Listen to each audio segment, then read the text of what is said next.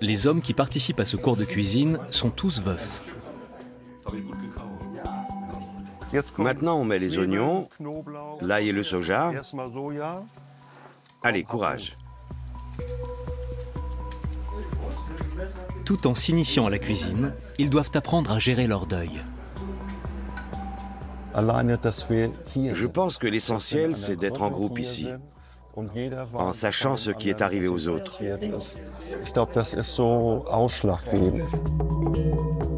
Ces stages et ateliers ont été créés récemment pour accompagner les hommes, nombreux, qui rencontrent des difficultés depuis le décès de leur femme. J'en étais arrivé à un stade où je me sentais tellement mal que je me suis dit « je dois faire quelque chose, sinon ça va être vraiment très compliqué ».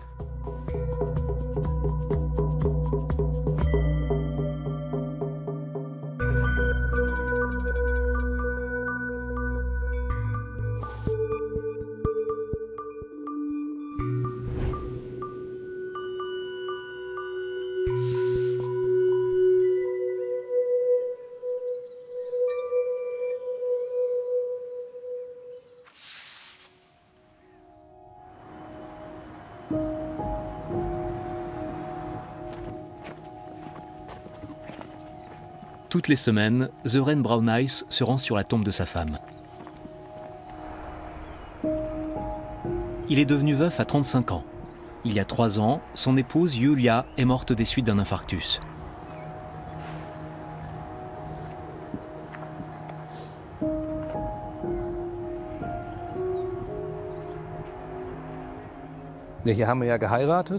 C'est ici qu'on s'est mariés, et après le décès de Julia, je tenais vraiment à garder certaines choses d'elle, comme ces bagues, auxquelles je suis très attaché.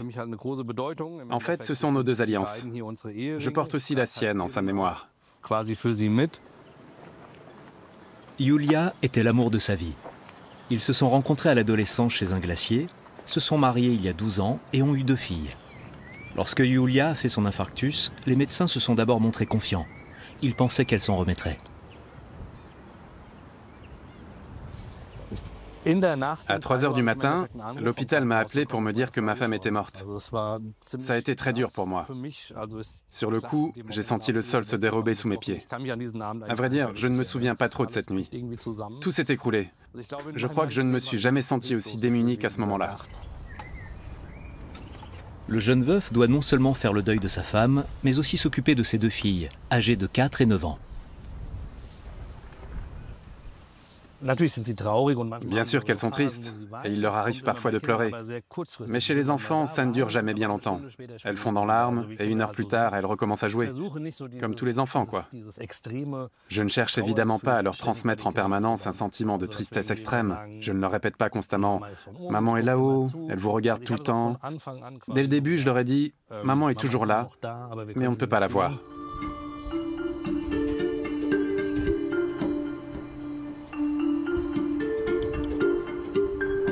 Désormais, Sören prend seul en charge les enfants et le foyer. Pour s'en sortir, le technicien fait en partie du télétravail.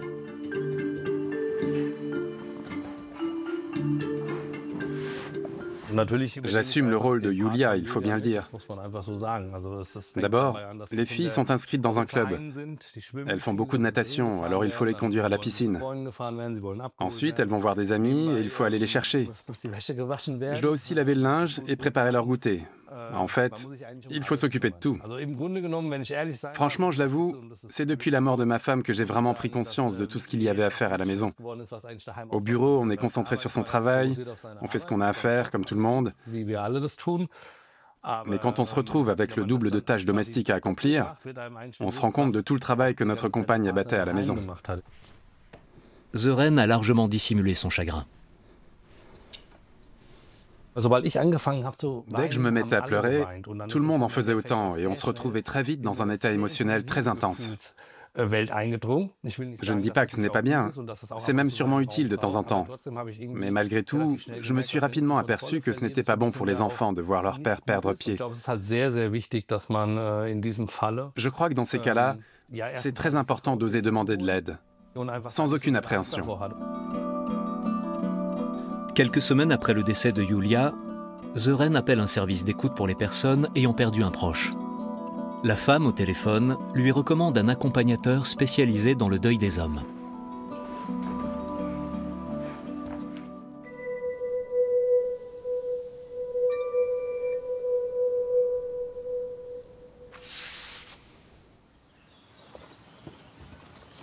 Martin Kreuels est un expert renommé dans ce domaine. Il est lui-même veuf, sa femme est morte d'un cancer en 2009.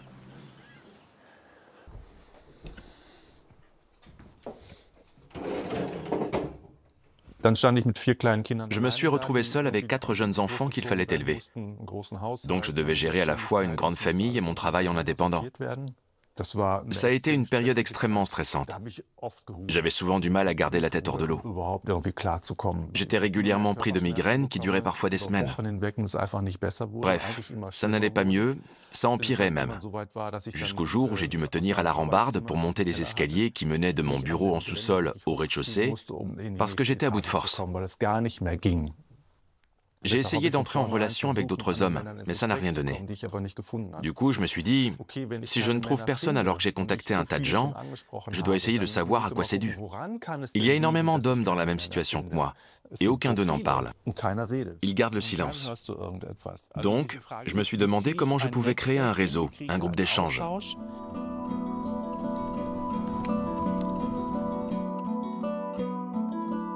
Martin a vite compris qu'il devait prendre les choses en main. Aujourd'hui, il organise régulièrement des ateliers pour les hommes en deuil et anime des groupes d'entraide. Il est ainsi devenu lui-même expert.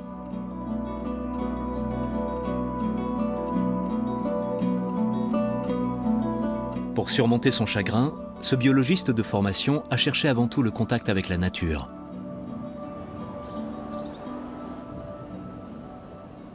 Nous, les hommes, on n'est pas forcément très communicatifs, du moins la plupart d'entre nous. On est même plutôt taciturne et on se focalise sur les objectifs qu'on s'est fixés. On se débrouille seul. Mais pour faire le point, il faut s'isoler. Et je crois que la nature est encore l'endroit idéal pour ça.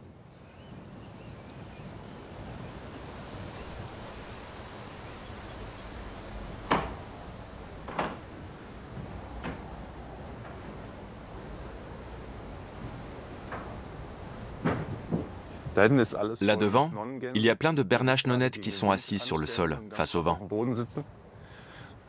Le vent est fort aujourd'hui. Selon Martin, si bon nombre d'hommes n'osent pas dire qu'ils sont en deuil, c'est pour préserver leur virilité. Le sexe fort ne doit pas montrer de faiblesse. Le deuil est une phase où on est tout sauf fort. C'est même exactement le contraire, on perd le contrôle. Mais ce n'est pas grave, ça fait partie du processus normal et on peut se l'autoriser. Il faut sans cesse le rappeler aux hommes pour élargir leur horizon, faire baisser le nombre de suicides par an, réduire les maladies dont ils souffrent, voire lutter contre l'alcoolisme. C'est un risque auquel beaucoup d'entre eux sont exposés, parce qu'ils pensent devoir calmer leur douleur par un moyen ou un autre. Voilà mon objectif, apporter des pistes de réflexion aux autres hommes.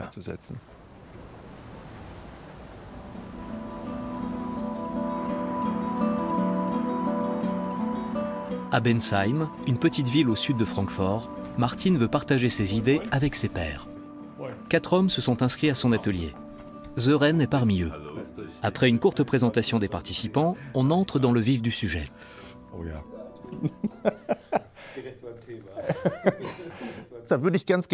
J'aimerais faire un petit voyage avec vous à l'aide d'un tambour. Je vais taper dessus relativement vite pour modifier l'activité cérébrale. À partir d'une certaine fréquence, le rythme change dans le cerveau. Ça correspond en gros à une mise en veille. On est éveillé, mais le cerveau est pratiquement en mode sommeil, même si on est pleinement présent. Bon, alors détendez-vous et fermez les yeux.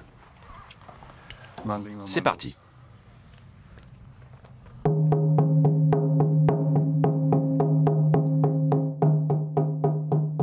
Les hommes doivent se laisser embarquer dans une sorte de voyage intérieur. Pour cela, le son et le rythme du tambour doivent influencer l'activité cérébrale et les plonger dans un état proche de la transe. Bien avant que cette pratique ne soit reconnue par la science, des peuples primitifs y avaient recours pour pénétrer dans l'inconscient. Reste à savoir si ça va fonctionner avec Sören.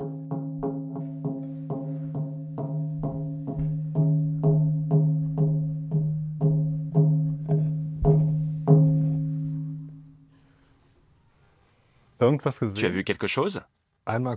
Assez brièvement, même si je n'ai pas voyagé en moi. Mais peut-être que je suis trop limité. Ça n'a rien à voir. Non, c'est une question de concentration. Il ne faut pas se laisser distraire. J'ai l'impression que c'est lié au contrôle. Je pense que les hommes cherchent plutôt à rester maîtres de la situation et à fonctionner de manière rationnelle. Et ce dont tu as parlé, Sören, c'est justement un moment où on perd complètement le contrôle.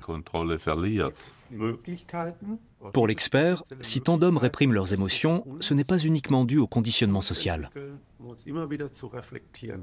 Je veux simplement apporter un complément, parce que selon moi, on est plus qu'une entité psychologique ou sociologique, plus que le produit d'une société ou d'une éducation. On a aussi une dimension biologique, et je souhaite l'intégrer dans le processus. Chaque année, outre-Rhin, environ 150 000 hommes perdent leur compagne à la suite d'une maladie mortelle ou d'un accident. La plupart restent seuls avec leur détresse. Seuls 20% demandent de l'aide.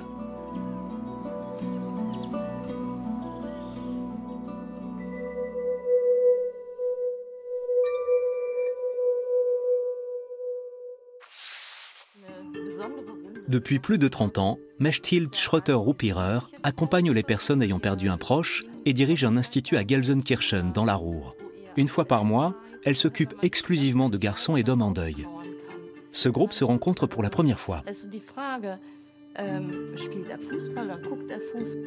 Toby Stab a perdu sa femme. Mia, la fille de Florian Schimmel, est morte d'un cancer.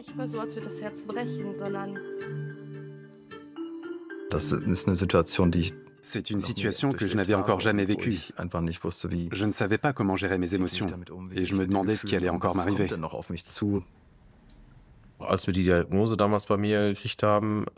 À l'époque, quand le diagnostic de Mia est tombé, j'ai bien vu que mon entourage, ma femme, ma belle-mère et les autres proches étaient complètement bouleversés. Je me suis dit que je devais pleurer moi aussi, que c'était bien, que c'était normal.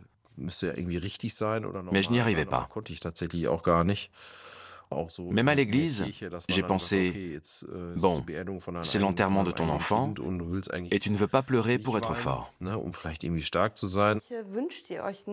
L'accompagnatrice estime que les garçons et les hommes s'ouvrent plus facilement lorsqu'on adopte avec eux une approche ciblée. Si on vous proposait une boîte à outils pour faire votre deuil, en tant que garçon ou en tant qu'homme, de quoi auriez-vous besoin ? Pour commencer, je prendrai les écouteurs. Il arrive évidemment qu'on soit interpellé par des amis dans la rue et qu'on n'ait pas envie de les entendre. Parfois, on aimerait bien rester seul. Moi, je choisis la scie comme symbole du changement. Au bout d'un certain temps, j'ai remarqué que j'étais enlisé dans le deuil, mais que je pouvais changer les choses. Dans mon cas, j'ai simplement réaménagé le salon. Rien d'extraordinaire. Clemens, 10 ans, a perdu il y a quelques mois son père qui a succombé à un cancer. Il a choisi les pinces. Quand je suis triste à l'école, je voudrais me pincer pour pas pleurer. Parce que des fois, je trouve ça un peu gênant. Mechthild juge problématique l'idée très répandue selon laquelle les hommes doivent toujours être forts.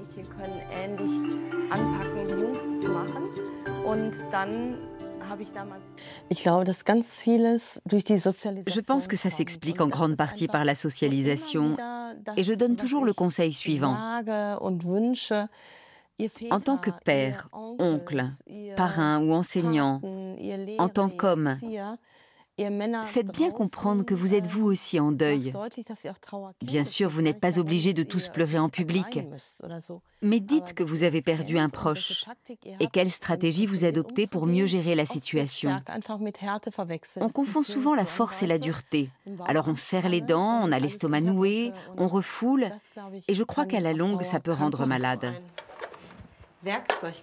Mechthild a elle-même 3 fils et connaît bien l'impact des modèles masculins. Par une réflexion consciente, les participants doivent dépasser les stéréotypes et s'autoriser à être tristes.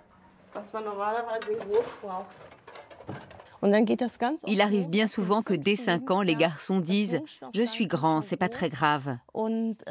Alors ils retiennent leurs larmes parce qu'à leur âge déjà, ils se sont entendus dire, et ça a peut-être aussi été votre cas, « Tu dois être fort et courageux, tu n'es pas une fillette ».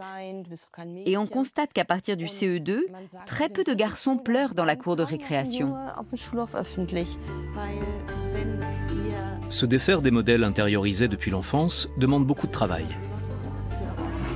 Pour la prochaine séance, l'accompagnatrice veut emmener le groupe au stade de football. Elle espère que les hommes pourront y parler plus librement de leurs sentiments.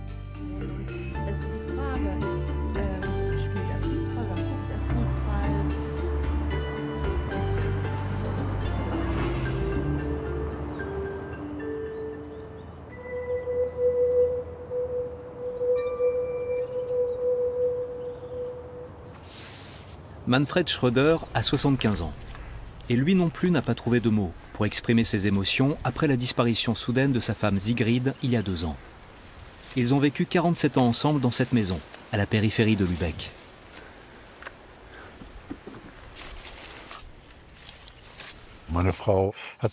Ma femme se sentait très bien dans le jardin. Elle y passait beaucoup de temps. Et l'entretien des parterres de fleurs était son hobby. Ça occupait une place importante dans sa vie. Je la revois encore se pencher pour arracher les mauvaises herbes. Il y a un tas de souvenirs. J'essaie de conserver une grande partie de ce qu'elle a aménagé. Mais physiquement, je n'y arrive plus. Cette année, ils auraient fêté leur noces d'or. Sigrid était le moteur du couple. Elle s'occupait de la famille, des amis et du ménage.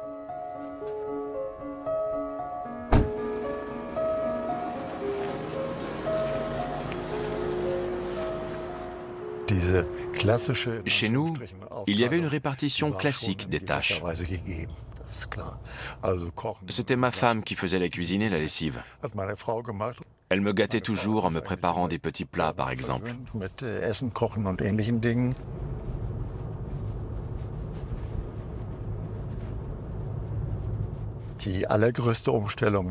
Le plus grand changement, ça a été de me retrouver seul dans cette maison assez grande, surtout le soir.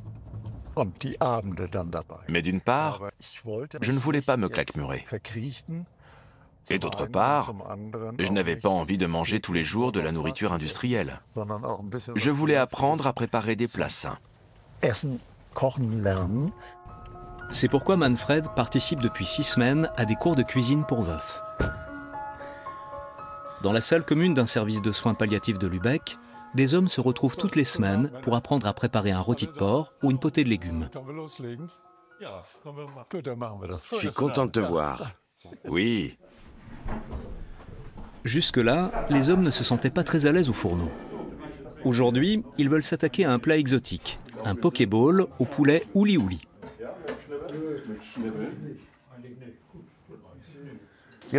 Maintenant, on met les oignons, l'ail et le soja.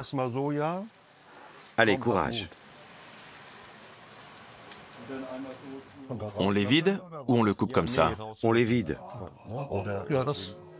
Je m'en occupe. Ulrich Wehr est bénévole au service de soins palliatifs.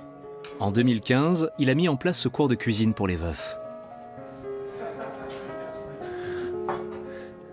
Au service de soins palliatifs, j'ai vu qu'après la mort de leur femme, les hommes rencontraient des difficultés en cuisine.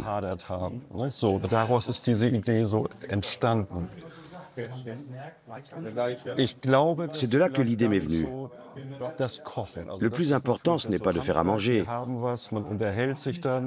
mais de discuter ensemble tout en travaillant de ses mains. La cuisine est un peu le prétexte.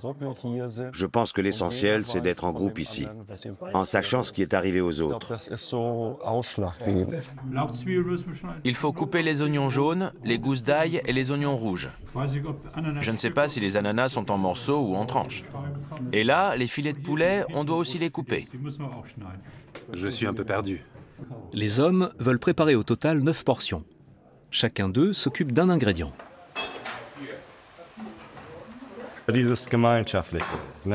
L'aspect collectif est important. C'est comme si on se connaissait depuis la jeunesse. On n'est pas amis, mais disons que des liens se créent entre nous. Manfred ne peut plus se passer de ce rendez-vous hebdomadaire. En plus d'avoir pris goût à cuisiner, il a trouvé des personnes à qui parler. Au bout de 6 semaines, on a commencé à se voir pour d'autres activités. C'est formidable. Bon appétit!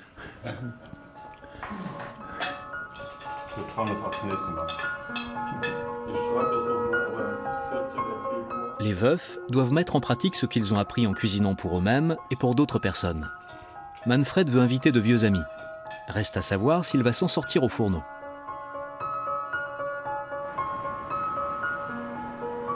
De son côté, Sören a déjà tiré des enseignements de l'atelier dédié au deuil.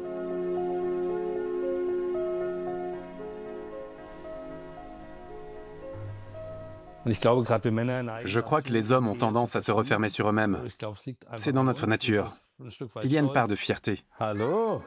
Coucou. Salut ma belle. Tout va bien? Allez, entre. Salut ma puce. Entrez. Comment ça s'est passé à l'école? Bien. Tant mieux. De temps en temps, Sören est aidé par ses parents.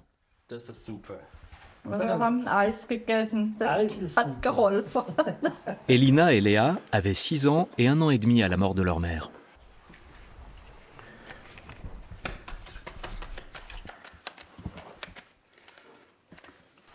Bon, Machel est l'arbitre. ça marche. Je veux gagner. Papa doit bien gagner lui aussi. Non, on va voir. On va voir. Allez, commence. J'étais triste, mais papa était toujours là. Et mes amis m'ont beaucoup aidée aussi. Ils étaient toujours avec moi quand j'avais du chagrin.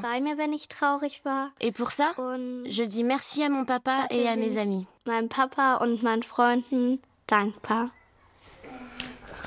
Même s'il s'est souvent senti dépassé après le décès de sa femme, Sören pense que cela aurait été encore pire sans les enfants.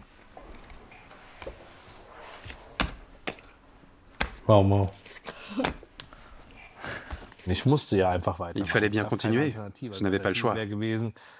Les filles auraient été dans une situation compliquée si je ne m'étais pas occupé d'elles ou que je m'étais laissé aller. C'était hors de question. Donc, je dirais que les enfants m'ont énormément aidé. Je crois que c'est beaucoup plus dur quand on est tout seul, parce qu'on n'a qu'à s'occuper de soi-même. Pour moi, en tout cas, c'était très important d'avoir les enfants. Ça m'a maintenu en vie.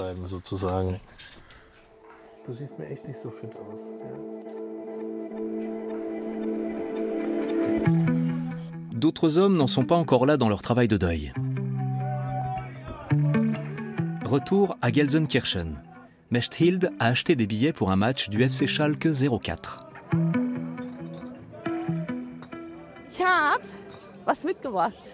J'ai apporté quelque chose. Florian, j'ai pensé que ça irait bien avec ton bonnet. Les derniers week-ends et jours fériés ont été particulièrement difficiles pour Florian et Toby. Ces derniers temps, je ne suis pas beaucoup sorti. Alors je me fais une joie d'être avec d'autres personnes et de profiter de l'ambiance du stade, au lieu de me morfondre chez moi. J'aurai peut-être l'occasion de parler avec les autres, de leur demander comment ça va. Mechthild est convaincue que le sport libère chez les hommes des émotions qui peuvent les aider dans leur deuil.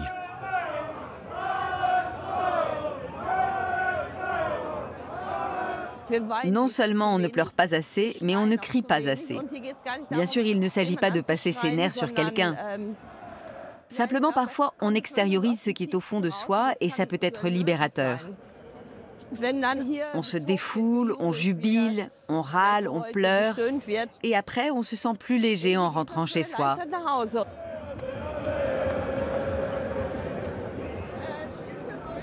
Le plan de Mechthild semble fonctionner.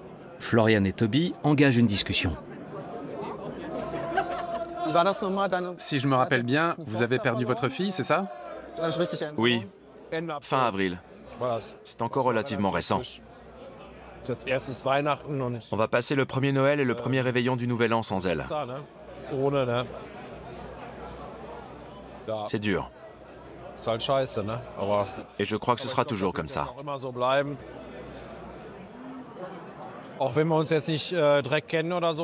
Même si on ne se connaît pas vraiment et qu'on s'était juste un peu parlé à la dernière séance, on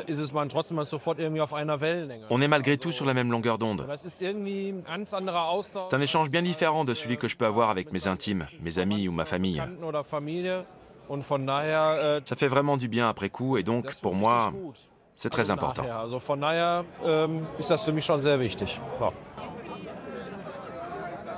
Malgré la défaite du FC Schalke 04, l'ambiance est bonne. Mechthild est satisfaite de la soirée. Salut! Rentrez bien, contente de vous avoir vu. Il y a de la tristesse, de la joie, de la colère, de la peur. Bref, il y a beaucoup d'émotions et elles sont toutes légitimes. Mais c'est bien d'oublier un peu son chagrin pendant 1 heure ou 2, voire plus. Et de se ressourcer pour faire face aux prochains coups durs. Face à une demande en hausse, Mechthild veut proposer davantage d'ateliers pour les hommes en deuil. À Lübeck, Manfred est en plein préparatif. Il a invité un couple d'amis à dîner. Ulrich, l'animateur des cours de cuisine, l'aide au fourneau. Les 2 hommes se lancent dans un plat traditionnel suisse, l'Elpler Magronen, un gratin de pâtes et de pommes de terre au fromage de montagne.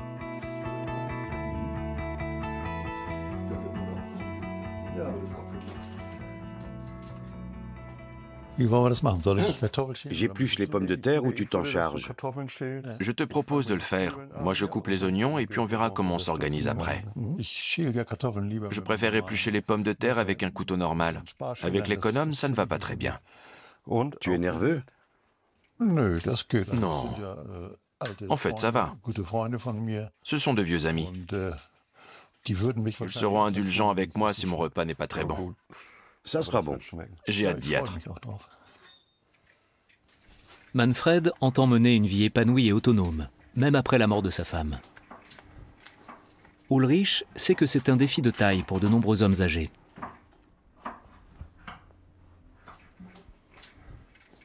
On n'aime pas téléphoner ni parler de sa situation. C'est pour ça que beaucoup d'hommes sont isolés. Ils n'ont pas le courage de faire le premier pas. D'ailleurs, dans mes accompagnements, je dis toujours, vous êtes seuls maintenant. Si vous ne vous manifestez pas, les gens penseront, il va bien, il s'en sort. Ceux qui sont seuls doivent aller vers les autres pour leur faire comprendre qu'ils ont besoin d'eux. Bonsoir. Ça va? Tout va bien. Bonsoir Manfred. Content de vous voir. Ça sent bon, super.